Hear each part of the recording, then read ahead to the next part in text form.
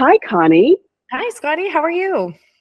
I am really well. I am really excited about today's podcast guest, but I have a question for you.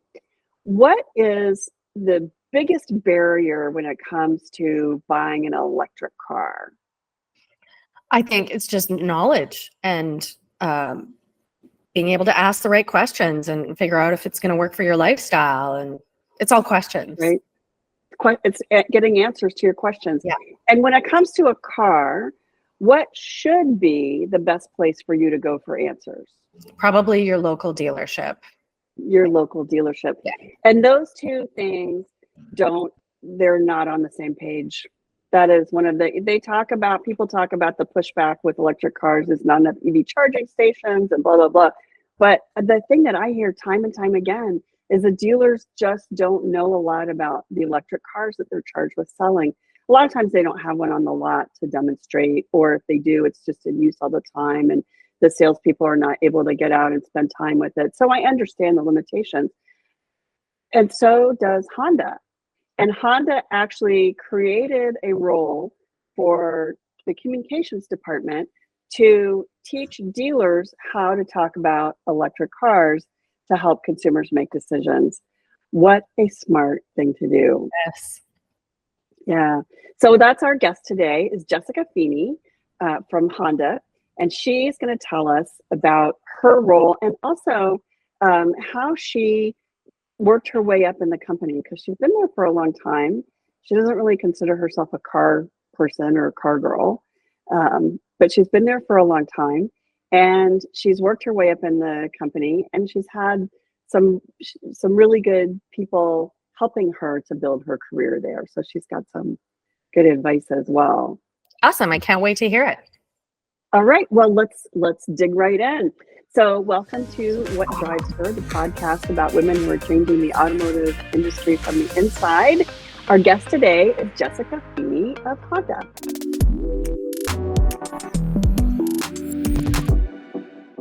Hi, Jessica. Welcome to the podcast. It's great to see you. Hi, Scotty. It's so great to be here. Thank you so much for inviting me. I'm super excited to be here. Well, I'm excited to learn some things from you. But before we get started, I want to say congratulations. Jessica, as we know, works with Honda and Acura and has a nomination among the North American Car and Truck of the Year awards for the Honda Accord Sport Hybrid, or is it just the Sport? I think it's just Accord lineup, which includes the hybrid and the gas powered version. So yeah, we're very excited. Accord is a great car. The hybrid in particular, I love. I mean, the gas mileage and the performance is outstanding. So we're very honored that the jurors selected Accord as a finalist. So we're very happy about that. And Honda seems to do quite well with those awards. It's the Honda lineup is among the most awarded cars. Every time there's a redo, a makeover, they seem to do really well. Yes, and particularly Accord. It's won Car and Driver's 10 best. Gosh, it's like 35 years in a row. So our lineup and particularly the Accord is very well awarded, and it's obviously gratifying for us here in the PR and marketing and sales division. But the people that actually take the award more to heart is the manufacturing associates. The Accord, for example, is made in Ohio, and that manufacturing facility in Marysville just treasures those awards and those accolades for the hard work that they put into a car. So it's really a company-wide felt effort when we're nominated and ultimately win. So we do appreciate the being named a finalist, and it means a lot to us here at Honda. Well, fingers crossed that the NACTOY jury gives you the top award when the awards are announced coming up in January. It's always very exciting. I have so many questions for you. So Jessica has had this amazing career. You've been at Honda for more than 20 years, which just to clarify is both Honda and Acura, which is their luxury brand. And so when you graduated from college and got your first job in communications, did you want to work in the automotive business? Actually, No. So yeah, automotive. I'm probably not the best like car spokesperson saying like my passion hasn't always been automotive. When I graduated, I went to Arizona State. I grew up in Southern California. Graduated from Arizona State and decided to go back to Southern California and go straight into graduate school at USC to study communications management. So sort of just kind of honing that communications degree to more of a business focus.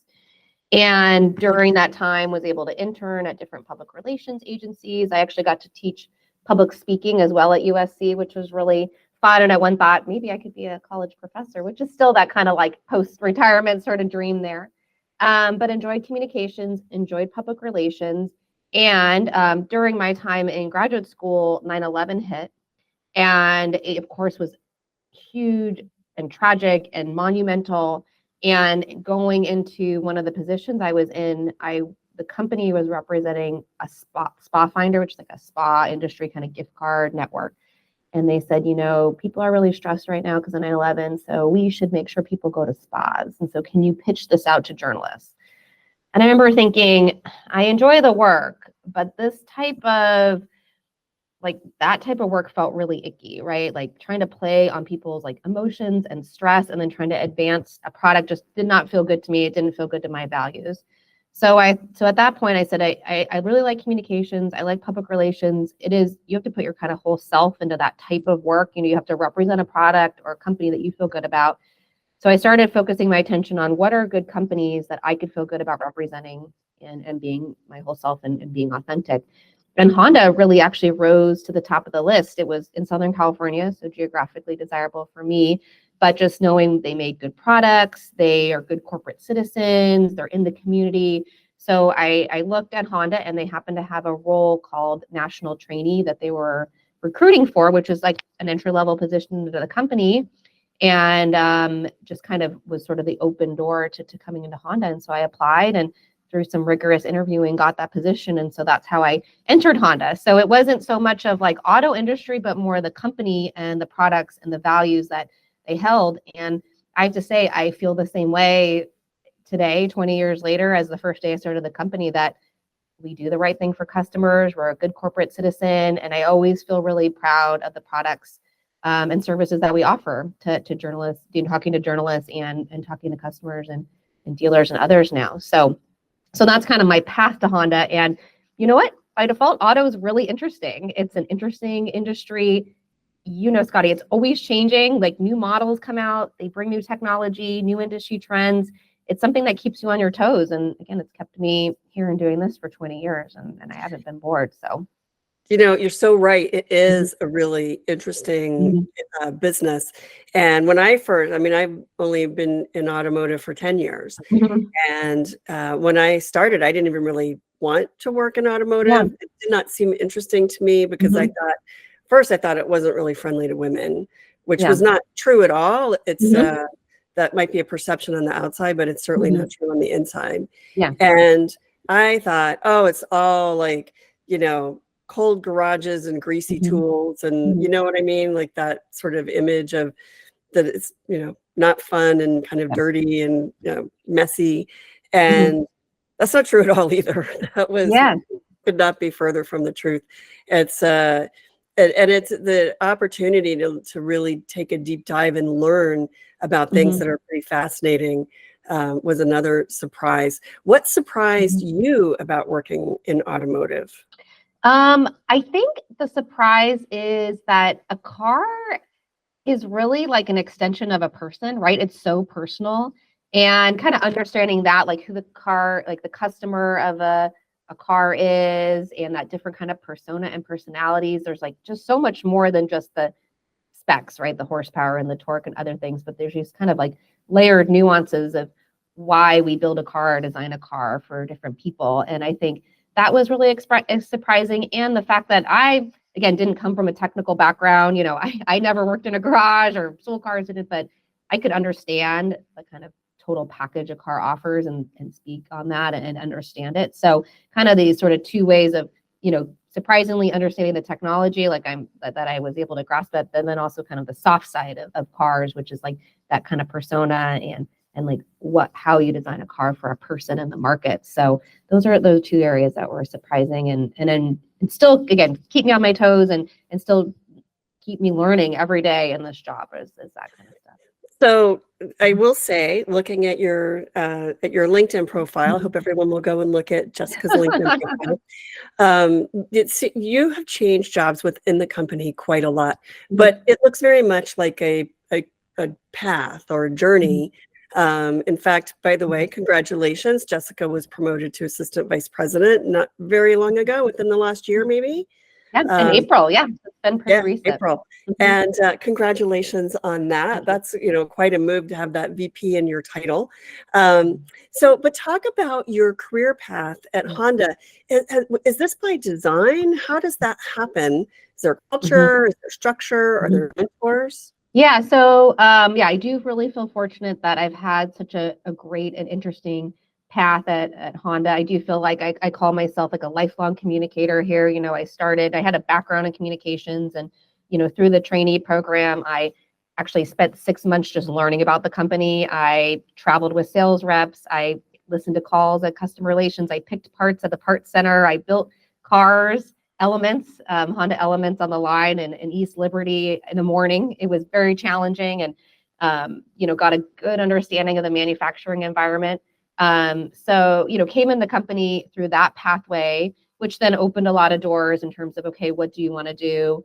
And given my communications background and that I gravitated towards that area and was able to land my first role in Acura public relations as sort of the Western type of region, press fleet manager and things like that.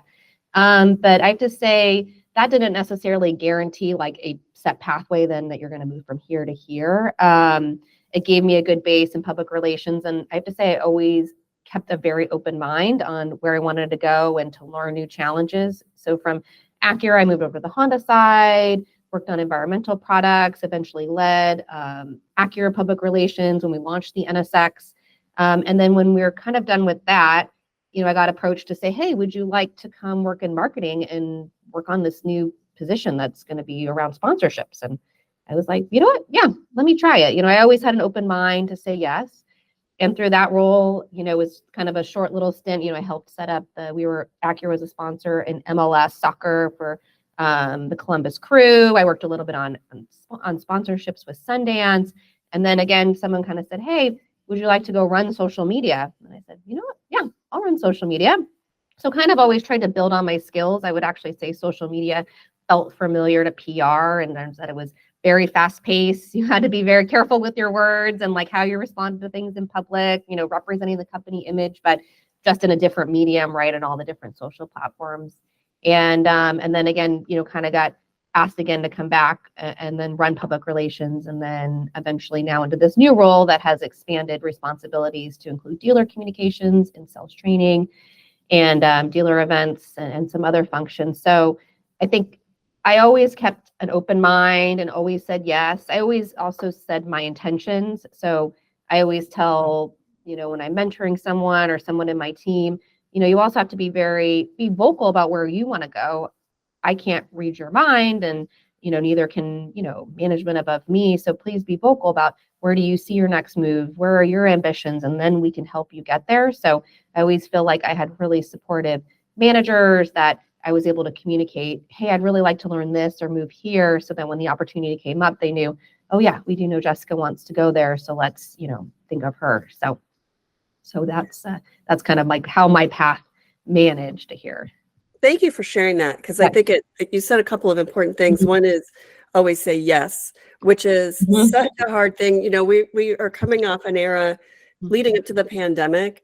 People were very focused on saying no.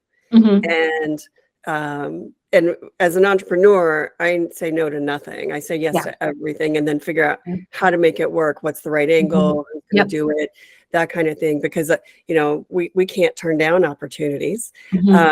And that's how you grow. But I appreciate that for many people, from their sort of work-life balance approach, or sometimes just, your own sanity, saying no to things is important. But you have to really be careful what you say no to, right? Yes. And then you talked about communicating what you want. And that's such a great tip. And what would someone say to you? Maybe somebody who works in your department, maybe somebody who you really like and you don't want to lose, or maybe somebody who's not doing so great and you think they already have too much on their plate. What would they say to you to let you know that they're interested in other things that would allow you to figure out or inspire you to figure out how to help them take that next step? Yeah, exactly. And going back just one step to your, point about, you do have to have boundaries. Absolutely. And I think COVID did tell us about like work life and what to say no to. But I think to your point, and kind of in the overall scheme of things, you need to have an open mind. And I always say, like, create a culture of yes, right? I mean, the last thing you want to do is call someone up and give them an idea and then they say no, or we did it that way. No, you want to be that approachable, that kind of yes mindset. I think growth mindset, I think really positions people within corporate environments or within their own business in a lot more positive sense than being the like, how do I manage roadblocks to like not get to that endpoint, or if that makes sense. But I think your points are really well taken. I do actually think too, and not to generalize women, but a lot of times we think, oh, I can't do that because I don't have the skills or I'm not the exact match. But you know what? Sometimes you have to fake it till you make it, or understand the skills that you do have and how you can apply that to the next role that may not be 100% your skills. But there's, keeping that open mind and that growth set, I think can get you to that next level, even if you're just not 100% that skill set that on a resume, for example. Managing the roadblocks is that's a good tip, because I think that's one of the things that really stops us when you come up with this great idea, you're all passionate, it looks very clear to you, and then you pitch it to somebody and they're like, yeah, we did that before, or why would we do that? Yes. And then you're kind of like just stop dead in your tracks. Yes. And it's like you would rather hear the like, okay, let's talk about it, or how can we get to that point? And maybe it isn't the perfect idea, or the path isn't exactly what you think, but having that receptive yes kind of person on the other side, I think makes a really big difference. And it's so much more satisfying to say yes than say no too. So that I always try to keep that sort of culture of yes and open-mindedness around for myself and then for my team as well. And going back to my team, I mean,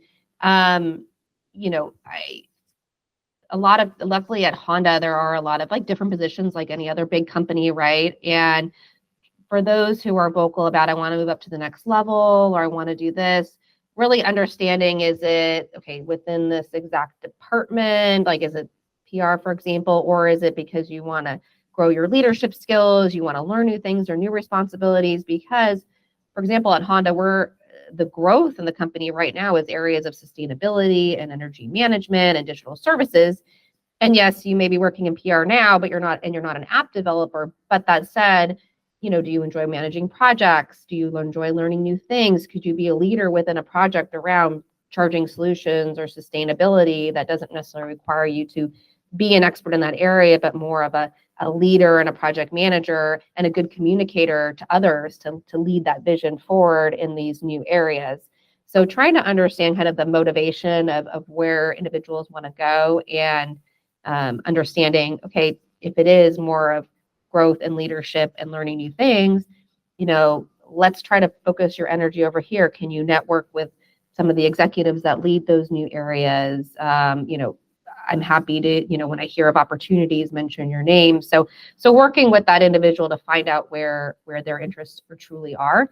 And if they just want to stay in our singular discipline, okay, let's grow your skill set here then. Is that taking on new projects? Is that, again, a championing an idea that's new? So, kind of figuring out where the individual want to go and how we can help them develop too. And I think there's a really good lesson here too. Put yourself in a place where people want to see your success and where there's the opportunity to grow. I think a lot of people get caught up in, like you said, like maybe they don't think they have the skills, but I think also a lot of people get caught up in sort of their idea of what their success looks like, and being open-minded, as you said, so important. So I'm going to shift gears just a little bit, because I want to talk about some of the things that you work on and have worked on in the past. One that really pops out at me, and has for a while actually, You've created some campaigns that have been award-winning. You've done some really clever work in the social media area. And then you've also collaborated with journalists and, the top publications from Motor Trend and Road and Track to, smaller organizations like A Girl's Guide to Cars and across the spectrum, working with journalists. And so talk a little bit about how each of those entities, social media influencers and journalists, help to shape the image of Honda and Acura and to tell your story. Yes, definitely. So, both are two really different, personalities there, the journalists and the social media space. When I was running social, influencer was still kind of like a newish thing for Honda. We had dabbled in it, and you saw that as more an opportunity to get our brand message out there and maybe a more of an authentic voice, right? Or a voice of someone different than the brand.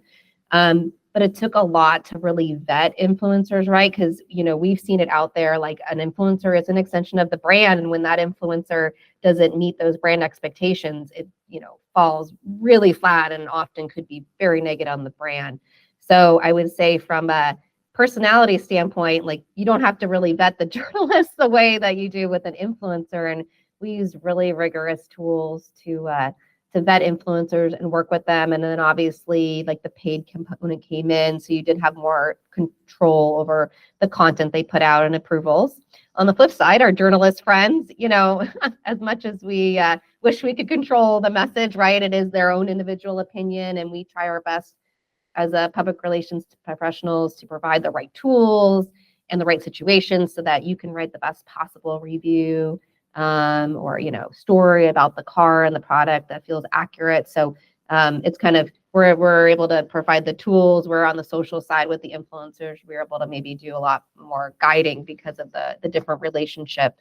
But both are really valuable. I have to say, dealing with journalists across the spectrum and you mentioned Road and Track and Motor Trend, but then Girls Guide to Cars, like each publication has their own personality, the different writers, the kind of POV, and that's really fun and interesting to work specifically. For example, with Girls Guide to Cars, how can we work with you guys to make sure the story resonates with your audience, which is different than a Motor Trend? So is that, presenting more of the personalities behind the cars or the safety features or, making sure you have a great atmosphere for an in-depth walk around because your audience likes that. So that kind of curated and individual attention I really enjoy as well on the media side on like how can we make sure that we're doing the best for your audience because not all the publications are the same. So those were kind of two areas.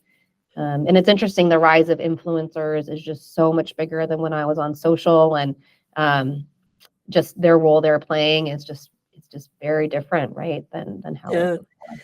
And I think, and then there are some that definitely have a foot in both worlds. And we've seen, I would say, since I've started 10 years ago, seen the rise of social media influencers, specifically in the automotive space. There were a few back then, but not very many. And we're seeing entire areas where these social media influencers are becoming very well known, just in automotive, and they're not journalists. They're not, you don't see them in places where you see other automotive content, but you definitely see it. I think of like Supercar Blondie. Yeah. So like totally just an influencer. I shouldn't say just an influencer, but very powerful influencer. Yeah. But just cars. So, and I have to say, I love that the number one automotive influencer in the world is a woman named Supercar Blondie. Yeah. Which is great. And that just poses like a really interesting, and I have to say like at Honda, we don't have it 100% found out, but we host events, as which has cars, which could be an opportunity for an influencer to come. But is that influencer coming as a journalist or is they coming as like a paid representative from Honda? And so we do really work very closely with the social team just to make sure that those boundaries are defined because there's a lot of that kind of cross pollination. There's some influencers that are coming purely because they want to create, video content or whatever, or review, and then some that want a paid relationship, which is different. So we're always navigating that waters because it's very blurred. And I know like Super Comp Bondi, you know, they've approached us for like paid relationships, and but then they want cars to review. So it's like the world is there's a lot of gray there. And we, you know, given that I worked at social, like work very closely with that group just to make sure that, you know, we're managing those relationships in the most, I guess, above water way, right? Of knowing what's a paid relationship and what's a, you know, earned relationship there.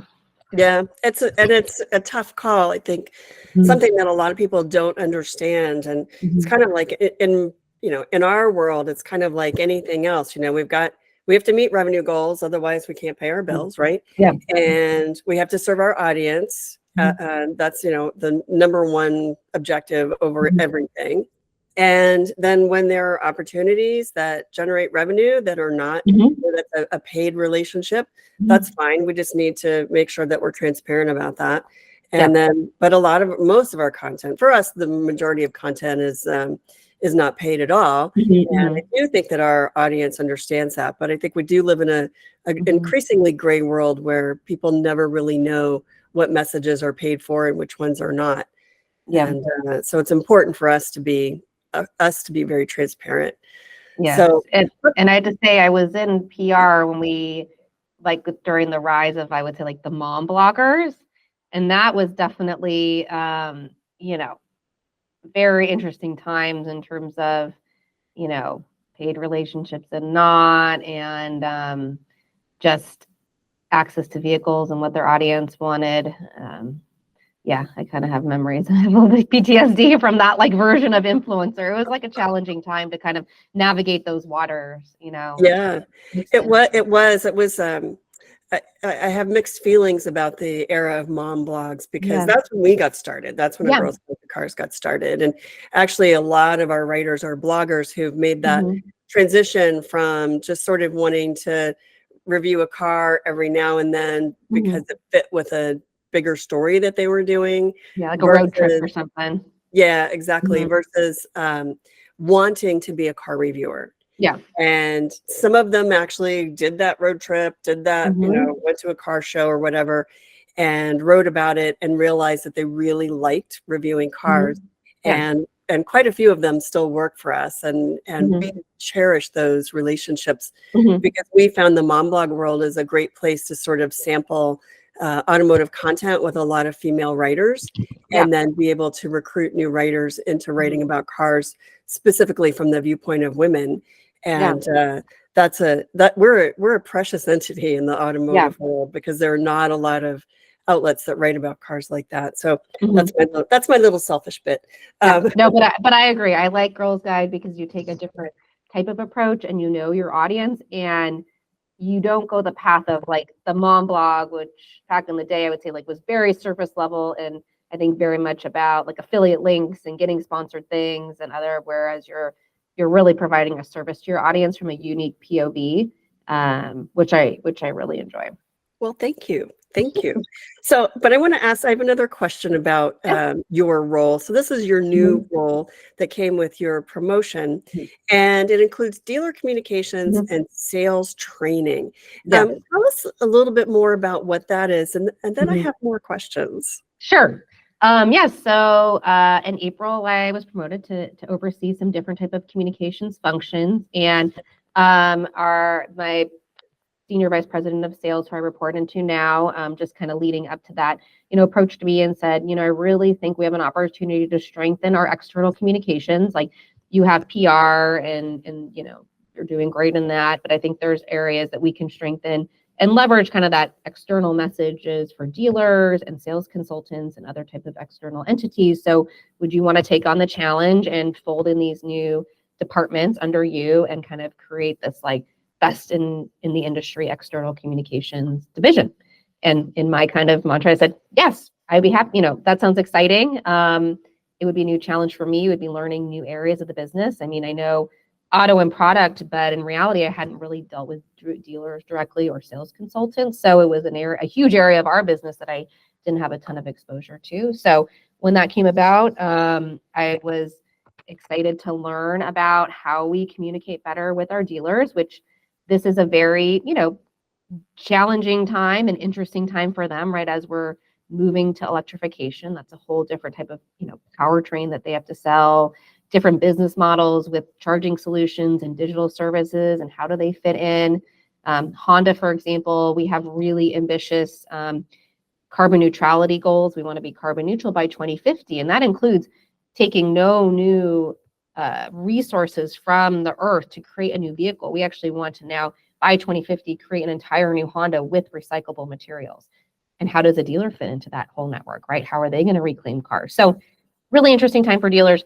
Same with sales consultants. How are they going to sell BEVs? That's a very big lifestyle change. How do they talk to customers about charging solutions? How do they still continue to sell ICE vehicles, right? I mean, the showroom isn't going to change overnight, but how do they really find that right solutions for customers? So so there's obviously that product base, which I already have, but really understanding the nuances of what a dealer is looking for and what a sales consultant's looking for to make themselves successful as business partners of Honda. So it's been very interesting and challenging. Right now, we are getting ready to launch our first 2 BEV products here in the beginning of the year, and training is a huge component. Again, a sales consultant hasn't had to sell a charging package with a car, and making sure that a customer is choosing the right charging package, let alone is a BEV right for them.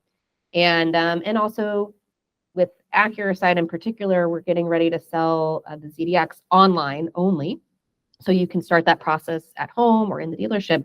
And that's a completely new selling process for, again, a sales consultant who's used to someone coming in the dealership and selling to them right there. So it's exciting and interesting and very challenging. And the goal really is to build confidence in our dealer body and sales consultants on our bigger Honda vision, and that they're a part of that, and where they can contribute and then learn about this next era of electrified vehicles that we're moving into.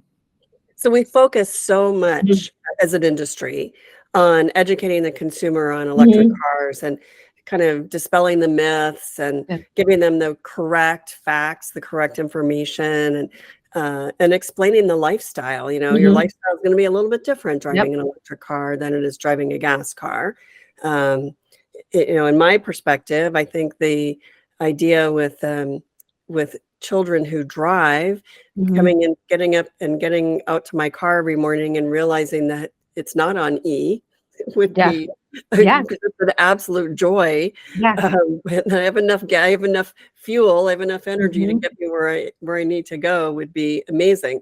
But I'm joking aside, there are a lot of important messages that we as an industry need to share with consumers to give them confidence that in whichever choice they're making, whether it's they decide I have the confidence now to know that I can drive an electric car, or I have the confidence to know that an electric car is not for me right now. Because I think there's definitely, I hear this from people all the time, they feel a little guilty that they can't go electric for whatever reason. And they're kind of struggling with trying to understand all of this. So what is it that you want consumers to take away from your messaging as you work with dealers and sales and the sales team? Yes. And that is so important. And I think, especially with Honda, our biggest advantage, I think, in the market as we move to electrified vehicles, and we say, in reality, everything's going to become pretty parity, right? Everyone's going to have the same powertrain, batteries, you'll have driving differences in packaging, but in reality, a lot of it's going to become, like, we're all going to sort of be the same. And a lot of it is building on that brand trust, just as you mentioned. So can we make our dealerships and make our sales consultants trustworthy advocates of your choice in what vehicle you want? So making sure that they're educated on the lifestyle that's required for a BEV, and does your lifestyle and housing situation and charging network satisfy what you're going to do to make sure that you're happy in your ownership experience? Or are you better suited for a hybrid, or is an traditional ICE better for you at this time? So making sure that our sales consultants and dealers are trusted resources for customers. And from my point of view, is making sure that they're educated. Just as you're trying to educate your audience, we need to make sure our sales consultants are educated on, all the nuances of owning a BEV or a hybrid or an ICE and how that impacts their lifestyle.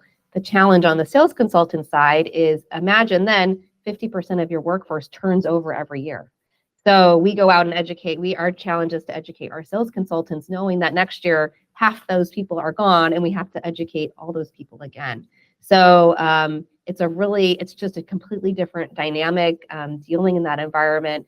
And then at the top of it, you have the dealers and the dealer principals. You got to make sure that they're all in on this message. And again, into and confident in selling electrified vehicles or the whole entire lineup, so they can again impart that down to their sales consultants, and then which gets down to the customer. So we're very focused on education and building that trust so that customers feel when they buy a Honda or Acura that they're buying the right car that fits their lifestyle and they're buying it from a trusted source. You have your work cut out for you. Yes, yeah, it's all these things I'm learning. I'm like, oh my goodness, 50% of these people leave after we invest all this time and effort into training them. But it's especially after COVID, it's the sales consultant population has shrunk because, post-COVID, there was a lot of inventory shortages. So you probably didn't need as many people to sell as many vehicles, but we're sort of moving. And I know you see in other autos, less huge amounts of inventory on the ground. Maybe it's like you put your order in and so you get your car maybe in a couple of months, so that you need less people to kind of handle that transaction. So the sales consultant world has shrunk a bit, but there's still a lot of turnover as people decide to save the brand or leave the brand or go into another industry.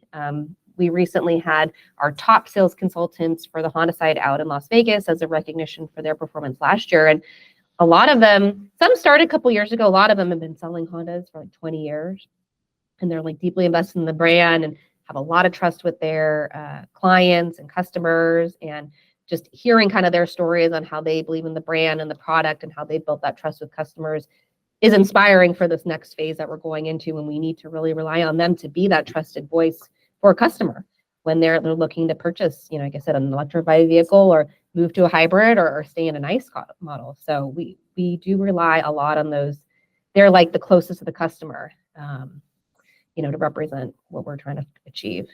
Well, and they always say, everyone wants you to succeed. No one wants you to fail. Yep. I want the last person I bought a car from to be the next person I buy a car from. Mm-hmm. And if you're not, then something's gone awry. Yeah. And maybe it's not the right car, but Mm-hmm. if I had a successful experience with you, if I had a good experience with you, Mm-hmm. you'll probably be my first call, because I don't want to make a second call, right? No. So so well, the breadth of experience that you've had, and this is a whole new era. So now you're Mm-hmm. actually moving into a place where you're defining new roles, right? Mm-hmm. Mm-hmm.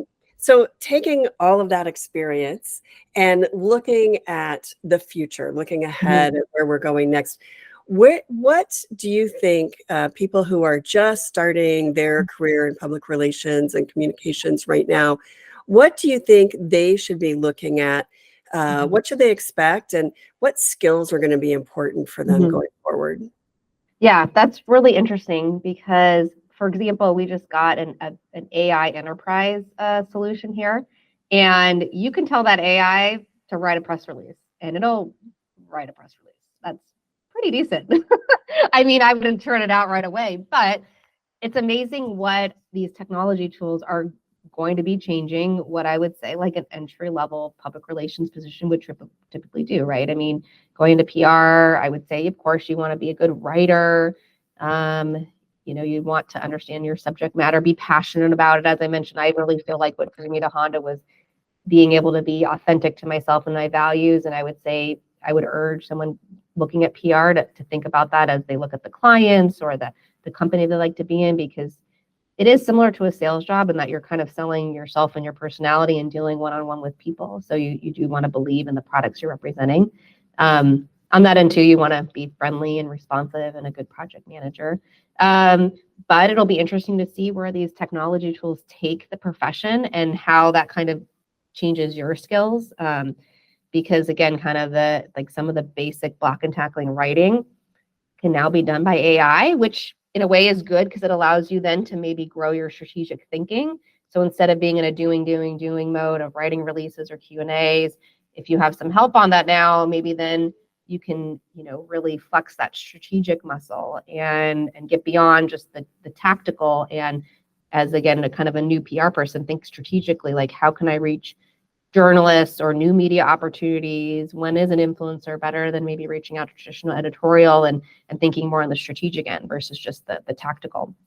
So that's great advice, and I like that you. And thank you for mentioning AI. And like we've been using AI. It's funny, we've been using AI for a long time, but just not as high a level. Yeah.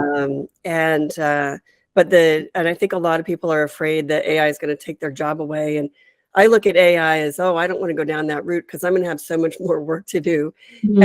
I can be so much more productive, and it just means more work for me. So that's kind of how I feel about it. So in our careers, every now and then we get to do something really odd, very unusual, very interesting, and you have a story that I'm so excited for you to tell about the Foo Fighters. Tell us your story about the Foo Fighters. Sure. Yeah, it's such a funny story. So it was actually when I was kind of, I was in my Acura Western region role. So really just like a couple years in the company, maybe 1 or 2 years. And it was the 03 Acura TL, which is kind of the really famous like wedge-shaped TL, if people remember the TLs from the early 2000s. And it had the ELS sound system, which again was like first of its kind. They used DVD audio. It sounds so retro to talk about like DVD audios, but it was a really enhanced, high quality audio that made the sound system just amazing in that car. And the great thing about ELS is that there actually is an ELS, Elliot Shiner, and he is a Grammy-winning sound engineer. And not only would he, of course, tune the audio systems, but he was actively working with, top names in the industry to record their albums. So I get a call from Elliot, and he's like, I'm in Los Angeles, and I'm working on the Foo Fighters' new album, and we're mixing it in DVD audio and 3D audio, but we don't have any way to listen to the mix. They can't listen to the final mix because they don't have the equipment. Can you send over a TL so that they can listen to it and provide any feedback? And I was like, oh my gosh, of course I'll send a TL up to, the Valley, to the recording studio for them to listen to. So got a TL up to them. They had it for a couple weeks. Elliot was kind of giving me updates like, yep, Dave's in the car. They're listening to the mix and they're providing edits because of the way it sounded in the TL. And got the car back. And lo and behold, maybe a week later, I got a call from Dave Grohl, and he said, I would like to buy a TL. I actually want to get one for my mom. It was so phenomenal. So can you help me? So we got to help him get a TL. And I don't know how long his mom drove it for, but hopefully for a while. But just kind of a really cool intersection of, entertainment, but also the amazing attributes of the car at the time with the sound system. So that was a really fun story, and we talked about it for a few publications because the Foo Fighters were fine about it. But that's kind of just one of the interesting twists of the job and kind of the fun of automotive. You just never know like what's going to happen and what part of a car is going to resonate with someone. So it was a cool story. I love that story. It just gives me the chills. Like I just can't even imagine getting that call. Hey, it's Dave Grohl. Can you buy an Acura TL? Yeah. Because he listened to the mix, which is, again, a feature that we would promote to customers, right? You can listen to this amazing audio experience in the car, and the fact that they actually got their work done because of the audio system and that he loved the car so much they wanted to buy one is super cool. So that's amazing. That's amazing. Yeah. And talk about going above and beyond, getting Dave Grohl a car for a couple of weeks. That's such a fun story. Thank you so much for being here and sharing your story with us, Jessica. And so many good pointers for building a career, whether it's in communications or any other area, and keeping your mind open to opportunities. So important. So important. We appreciate you being with us. Of course. Thank you so much for having me. This is super fun. And I love, that you hit all my passion points in terms of career and job and mentor and taking your career to the next step. So I'm happy to be here. And if you ever need me to come back again, I'm always available. So thank you. Well, thank you. I appreciate it. Have a great day. Great. Thank you so much.